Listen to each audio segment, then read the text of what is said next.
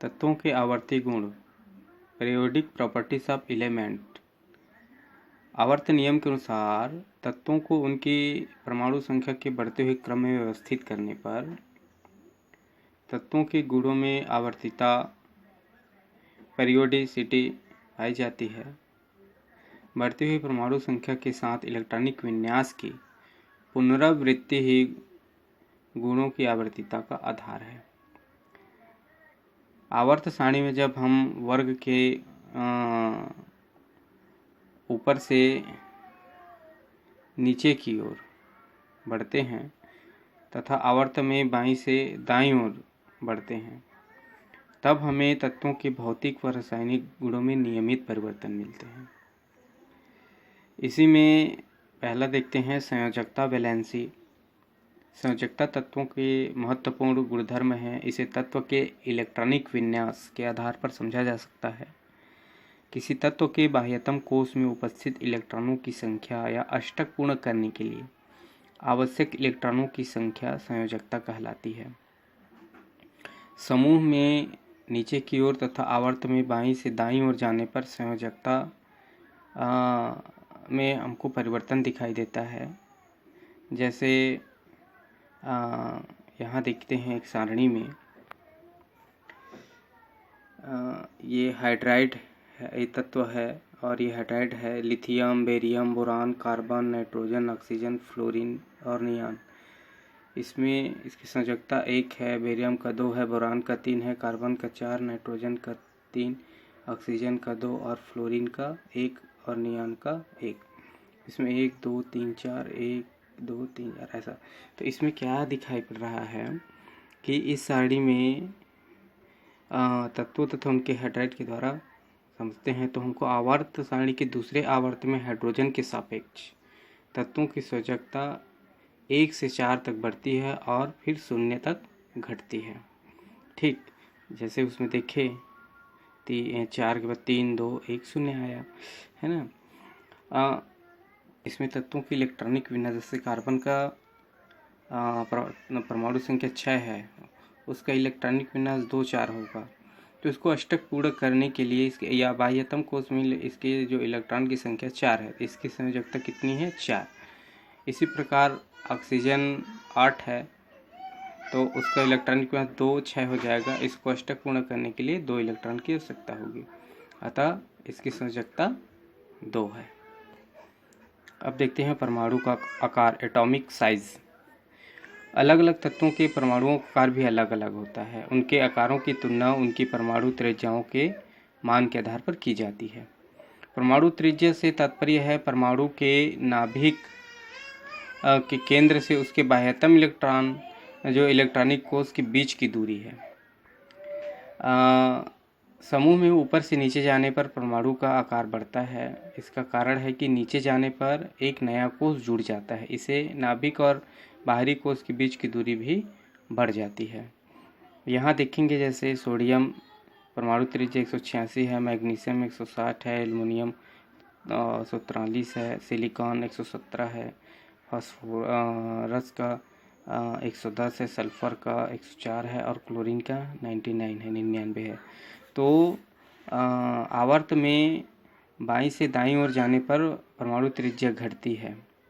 नाभिक में आवेश बढ़ने से नाभिक का इलेक्ट्रॉनों को ज़्यादा आकर्षित करते, जिससे परमाणु का आकार घटता जाता है। ठीक है, बाएं से दाएं जाने पर।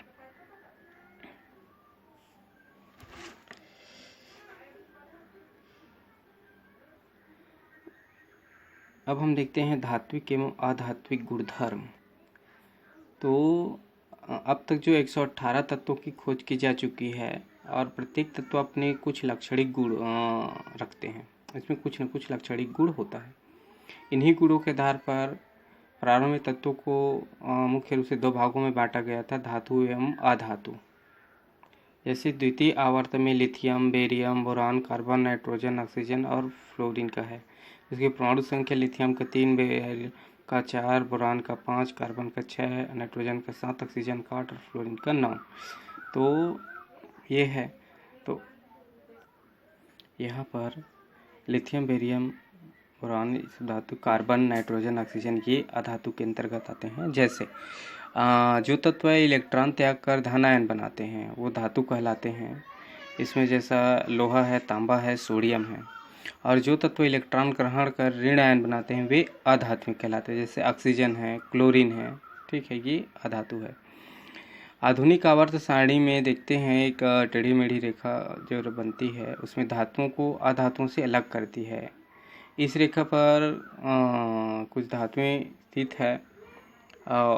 उसमें कुछ तत्व है जैसे बोरान है, सिलिकॉन है और आर्सेनिक है, एंटीमनी है, टुलेरियम है, पोलेनियम है। तो ये सब धातु और अधातु दोनों के गुणधर्म प्रदर्शित करते हैं। इन्हें अर्धधातु या उपधातु कहते हैं। ठीक है, जो धातु अधातु दोनों का गुण प्रदर्शित करता है। अब देखते हैं हम आयनन ऊर्जा या आयनन विभव, आयोनाइजेशन एनर्जी या आयोनाइजेशन पोटेंशियल, ये होता क्या है। तो गैसीय अवस्था में किसी विलगित परमाणु की सबसे दुर्बलता से बंधे इलेक्ट्रॉनों को बाहर निकालने के लिए जितनी ऊर्जा की आवश्यकता होती है उसे आयनन ऊर्जा या आयनन विभव कहते हैं। विलगित परमाणु प्राप्त करने के लिए ठोस तथा द्रव तत्वों को गैस में परिवर्तित किया जाता है। यदि तत्व अणु के रूप में हो तो उसे पहले परमाणु के रूप में विभाजित किया जाता है। आयनन ऊर्जा की इकाई है इलेक्ट्रॉन वोल्ट, ईवी। ठीक, से हम देखते हैं यहाँ तत्व है, परमाणु संख्या है, इलेक्ट्रॉनिक विन्यास। हाइड्रोजन की परमाणु संख्या 1, इलेक्ट्रॉनिक विन्यास 1, लिथियम का 3, 2, 1, सोडियम का 11, 2, 8, 1, पोटेशियम का 19, 2, 8, 8, 1, इसकी इलेक्ट्रॉनिक विन्यास हो। यहाँ क्या है, हाइड्रोजन से पोटेशियम की ओर जाने पर इलेक्ट्रॉनों की संख्या बढ़ने के साथ साथ कक्षाओं की संख्या में भी बढ़ती जाती है।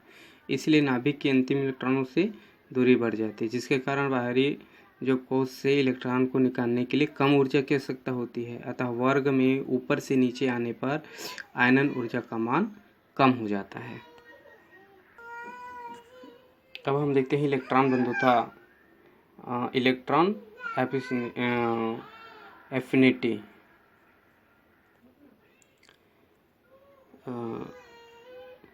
धात्विक इलेक्ट्रॉन त्याग कर धन आयन बनाती है और समूह 1 व 2 के तत्वों के बाहरी कोश में 1 व 2 इलेक्ट्रॉन होते हैं।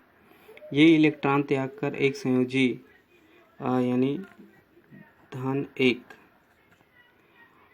व द्विसंयोजी धन 2 ये आयन बनाते हैं। ये सभी तत्व आवर्त सारणी में बाईं ओर स्थित है। आवर्त सारणी के दाईं ओर अधातुएं होती है। ये इलेक्ट्रॉन ग्रहण कर ऋण आयन बनाती है। परमाणु में एक इलेक्ट्रॉन को जोड़ने से बने हुए आयनन पर एक ऋण आवेश आता है तथा ऊर्जा निकलती है। निकली हुई यह ऊर्जा इलेक्ट्रॉन बंधुता कहलाती है। सामान्यतः किसी आवर्त में बाईं से दाईं ओर जाने पर जो इलेक्ट्रॉन बंधुता का मान है बढ़ता है और किसी वर्ग में ऊपर से नीचे आने पर इसका मान कम होता है।